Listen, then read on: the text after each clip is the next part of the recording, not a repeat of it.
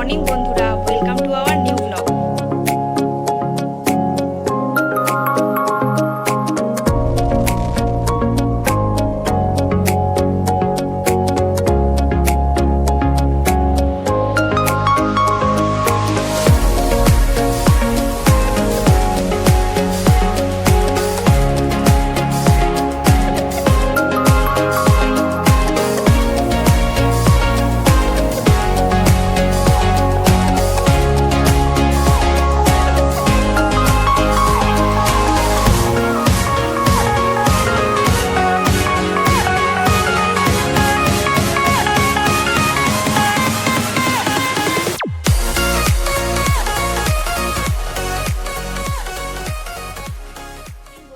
Welcome to our new blog.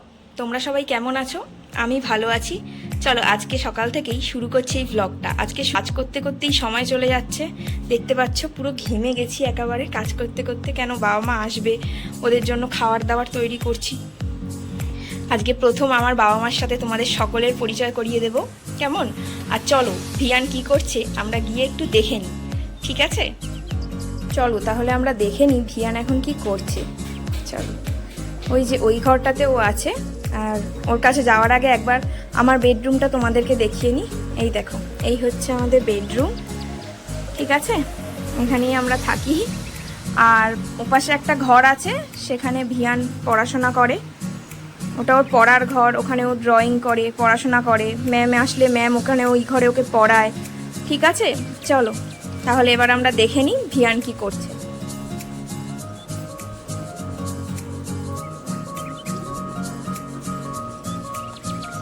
শুয়ে শুয়ে drawing করছে, সারাদিনই ও ড্রয়িং করে, তোমরা দেখতেই পাচ্ছ। দেয়ালটাও বাদ দেয়নি, দেয়ালেও খুব সুন্দরভাবে ড্রয়িং করে দিয়েছে। আর এখানে খাতায় শুয়ে ড্রয়িং করছে। তুমি আজকে কি ড্রয়িং করছো সোনা? শ্রীরাম আঁকছো? আবার ও তো ফোন দেখে দেখে ড্রয়িং করে, তাই তো? ইউটিউবে ফোন দেখে দেখে ও ড্রয়িং করে। তো দেখিয়ে দাও তো সবাইকে তুমি কি ড্রয়িং করেছো, দেখি দাও, খাতাটা দাও, সবাইকে একটু হাই করে দাও। আঙ্কেল আন্টিদেরকে বলো হাই আঙ্কেল আন্টিরা, তোমরা কেমন আছো? দেখো আমি এটা ড্রয়িং করেছি, এই দেখো, এই দেখো, দাঁড়াও।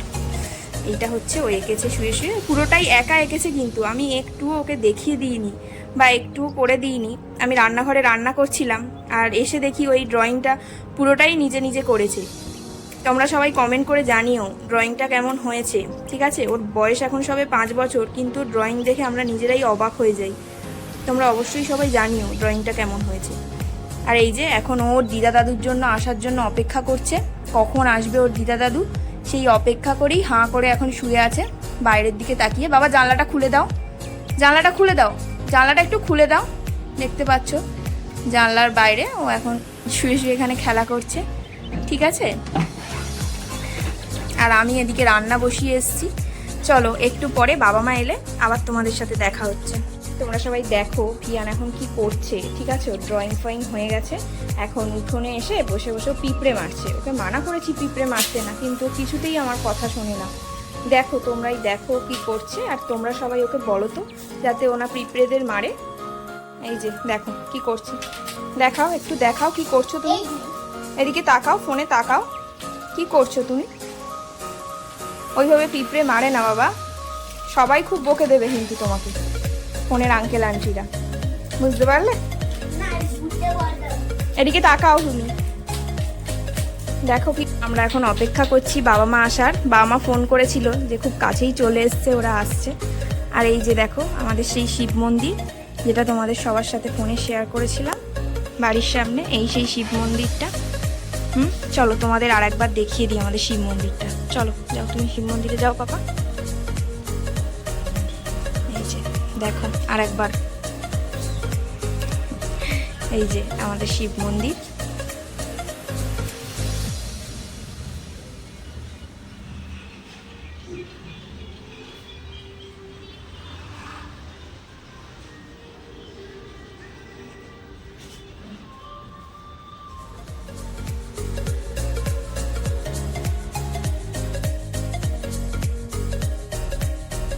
আর এই যে দেখতেই পাচ্ছ অপেক্ষা করতে করতে বাবা মা চলে এসছে।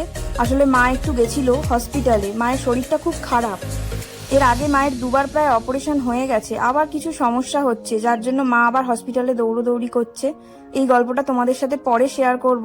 মায়ের ব্যাপারটা, মা খুব ক্লান্ত, দেখতেই পাচ্ছ সারাদিন পর হসপিটাল থেকে এসছে, খুবই খারাপ অবস্থা ওদের।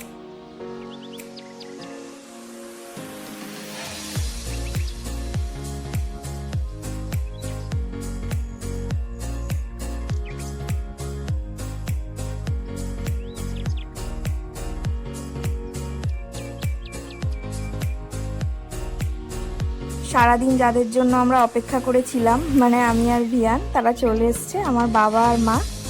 এই আর এসেই দেখছো দিদা আর নাতির আদর শুরু হয়ে গেছে। অনেকদিন পর ও দিদাকে কাছে পেয়েছে, তাই জন্য এখন আদর করছে।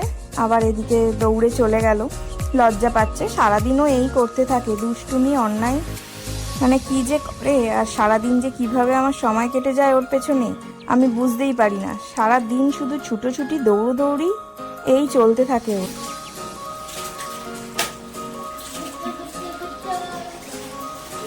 এদিকে আমার রান্না হচ্ছে। আসলে আজকে শনিবার, আমরা নিরামিষ খাই, কিন্তু মায়ের শরীরটা খুব উইক, আর ডাক্তার মাকে বলেছে পাতলা করে মাছের ঝোল খেতে। তাই আগে আমাদের নিরামিষ রান্নাগুলো করে রেখে মায়ের মাছের ঝোলটা করে নিচ্ছি। মাছের ঝোলটা প্রায় হয়েই এসছে, এবার নামিয়ে নেব। আর এইদিকে দেখো ভিয়ান কি করছে, একটা লাঠি নিয়ে ঘুরছে। ওকে মানা করছি এমন করিস না, কিন্তু ও তো আমার কোনো কথাই শোনে না। ও সারাদিন ওর মতোই বদমাইশি করতে থাকে।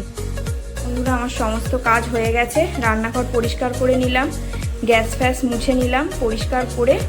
এবার বাসনপত্র মেজে নেব। এদিকে আমার দেখছো রান্না কমপ্লিট, ইন্ডাকশানও পরিষ্কার করে নিয়েছি, রান্নাঘরটাও মুছে নিয়েছি। দিন পর বাবা মা এসছে, তোমরা দেখতেই পেলে।